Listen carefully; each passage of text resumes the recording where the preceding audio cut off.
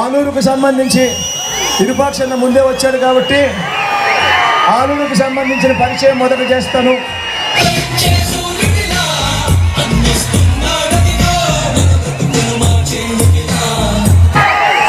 ఇరుపాక్షన్న కూడా అంతే, పేదవాడు బీసీ వర్గానికి సంబంధించిన వాడు, పేదవాడు. కానీ వైఎస్ఆర్సీపీ ఎమ్మెల్యే అభ్యర్థి.